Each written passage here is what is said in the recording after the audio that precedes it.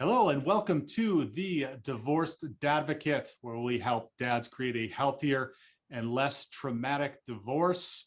Today, we are going to talk about something that I feel is the absolute best possible thing that you can do for yourself during divorce. Actually, I would say even in general and in life. And I've got somebody, my guest today is going to take us through this. He's phenomenal with this. But first, I just wanted to mention that the Dad's Divorce Blueprint course is coming up on August 22nd. Go to dadsdivorceblueprint.com, check it out.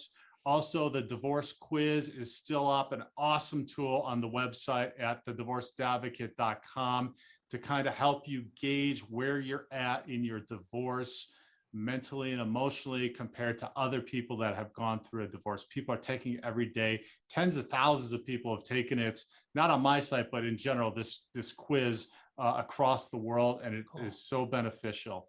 So check those things out, and hopefully we'll be in touch about those.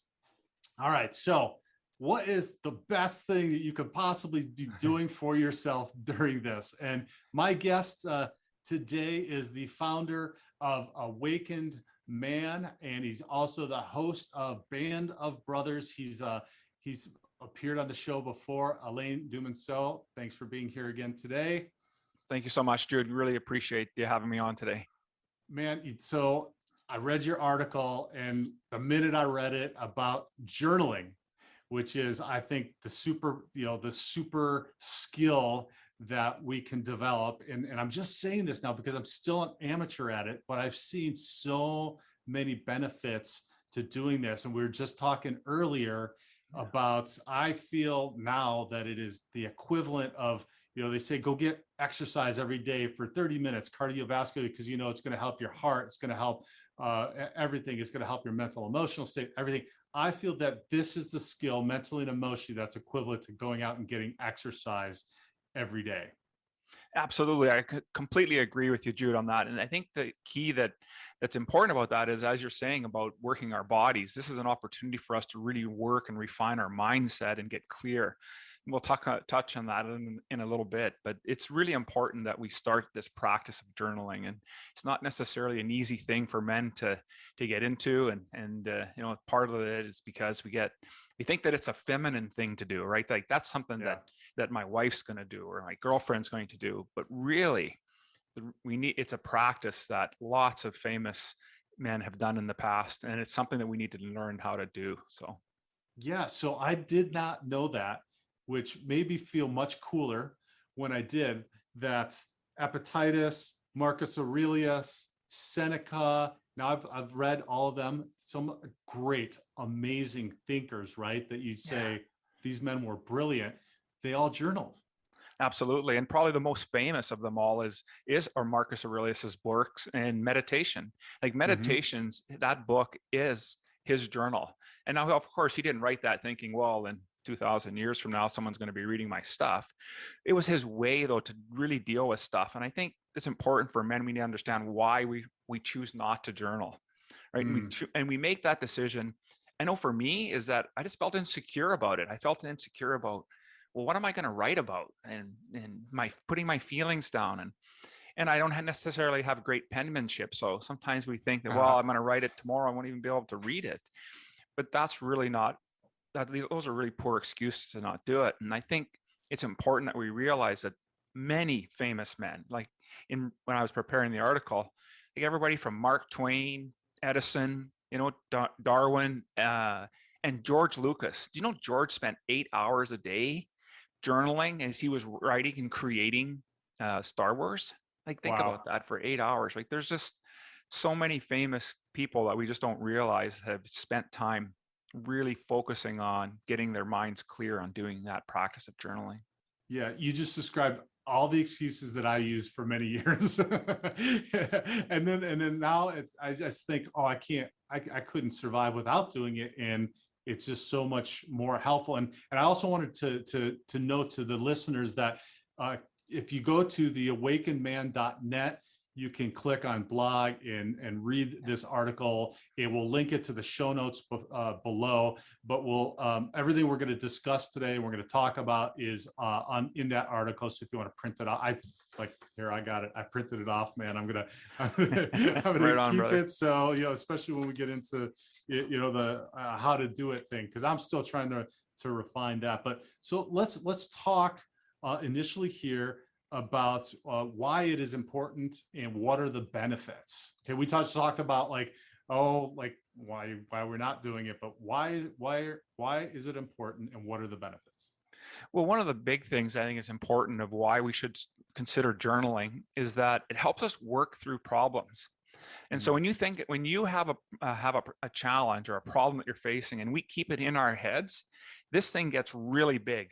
And when it gets to be so large, it can also end up by becoming very draining for us. But when we start to write it down and think about it, so I want guys to think about when we talk about journaling, this doesn't necessarily mean sitting down in the morning or in the evening, although that's what I would recommend doing it and putting your thoughts in. But even just grabbing a scratch pad and working out the problem that you're dealing with. You're journaling, guys. At that moment, you're starting to journal. So I think it's important. The other thing is that it's an opportunity for us, like I said, to focus and improve different aspects of our lives. So another famous U.S. man that used to journal was Ben Franklin. Now, Ben used to journal about, he's famous for his 13 virtues, right? He had this goal in his life to have this moral virtue, like a perfection. And so what Ben would do is he created this cool little table. So on the left-hand column were his 13 virtues, and then across the top was the 7 days of the week. And all he would do is put a dot beside the column and the day of when he was in violation of one of his virtues.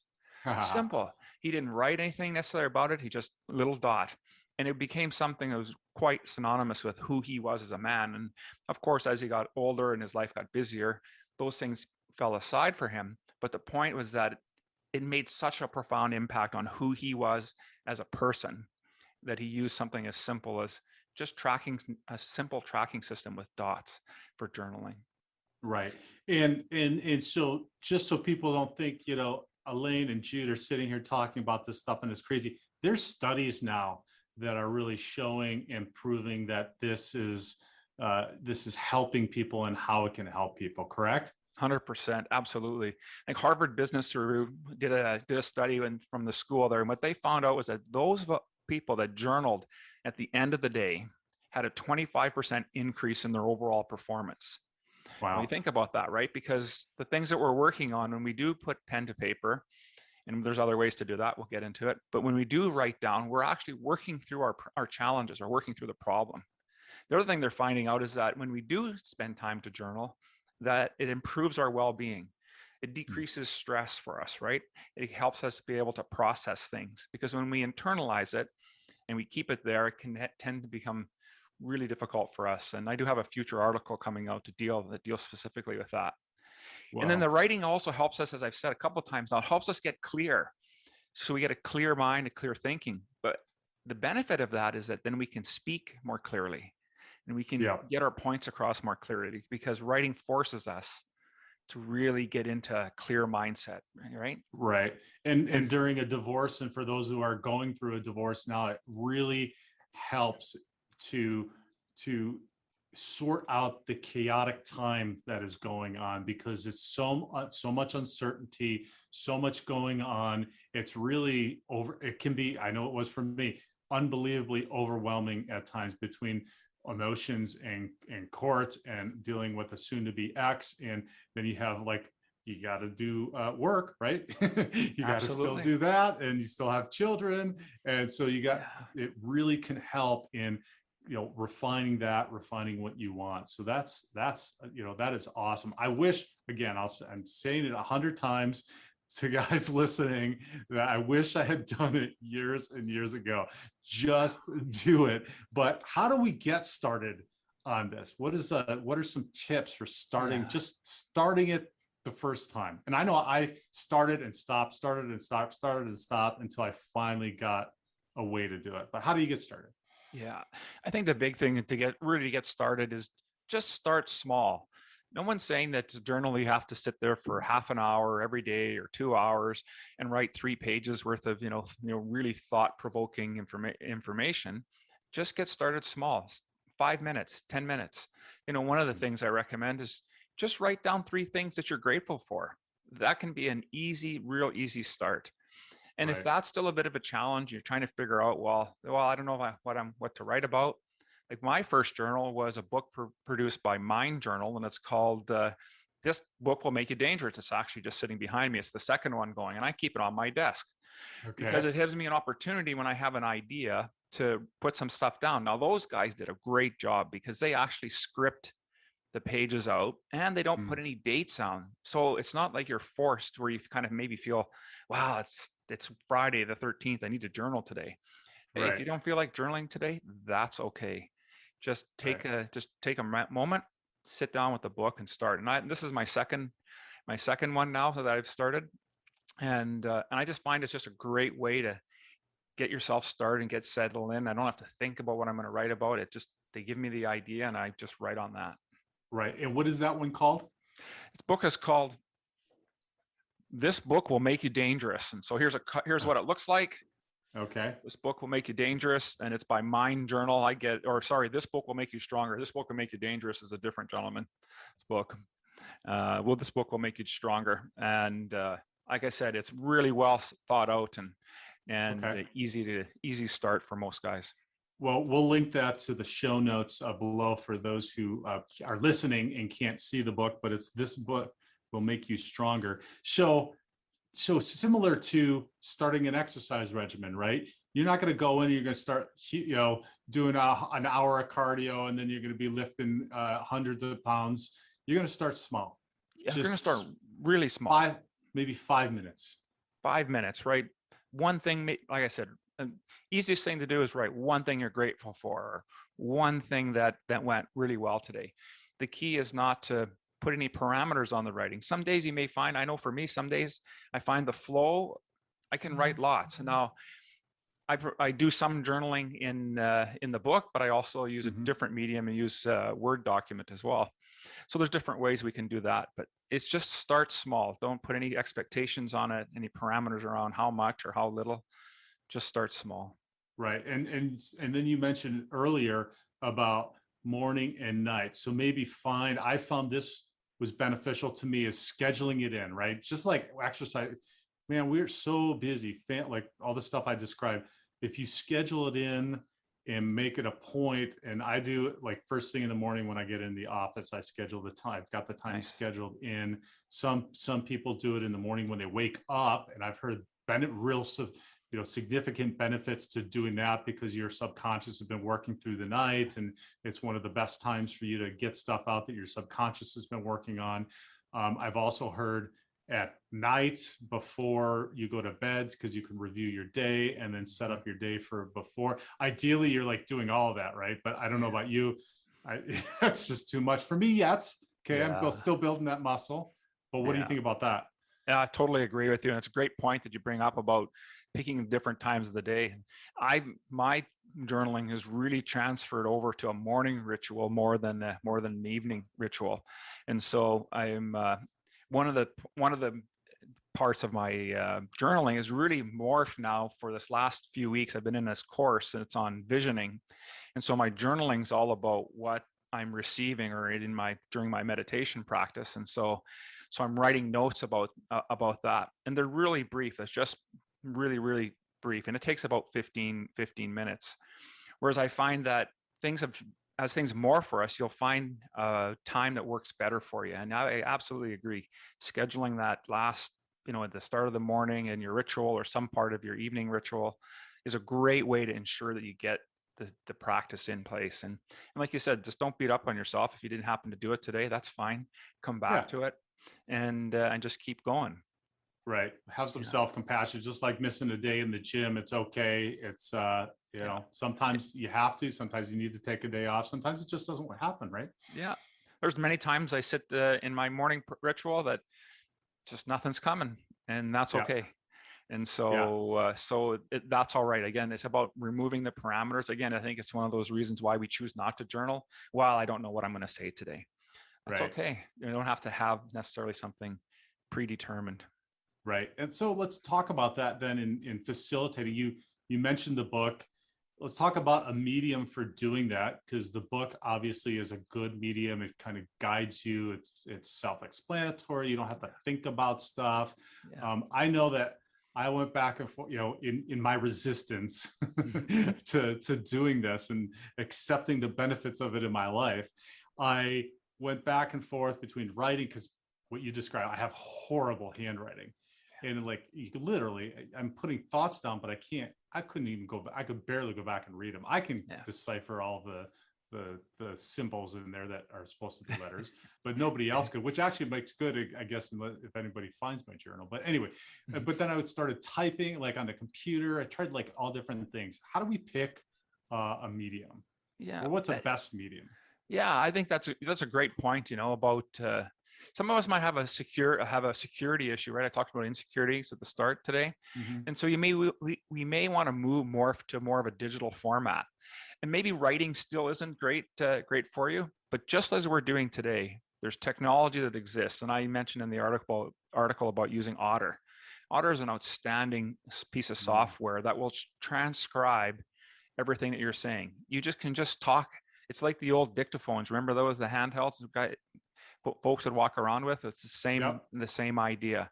And so you can use that. You can use an actual notepad. Maybe it's something smaller that you keep on your body, or a Word document, or an Excel, or Excel. Thinking about something else here for a moment. Word document or Google Docs, and you can password protect it to allow you to make sure that you have that security, that nobody sees it other than yourself. And the nice thing about Google Docs is that you can log into that anywhere you are, as long as there's a Wi-Fi connection. So maybe inspiration comes for you and you're elsewhere, you're on vacation, and you're getting inspirations and you want to write something down. Google Docs is a great place to do that. And of course, with today's technology on our phones, there's notes in there. There's again, you can, hey Siri, take this note, and then away you go. She's already got it there, and she starts to do that work. See, there's Siri. Right, there's Siri. Just say her name. That's crazy. So that was my thing, is then with the mediums that you just described, there is no excuse, right? Not I'm too busy, because I have Google Docs on my phone. And I know that I have 5 minutes waiting to pick up my kids, or screwing off surfing the internet, or reading the news, or checking emails. There's absolutely no excuse for me. What I did find, for me at least, was putting pen to paper. There was, I don't know what it's if it's the tactile part of it, something that connects more for me in my brain, rather than putting it electronically with a keyboard, or a keyboard on my phone.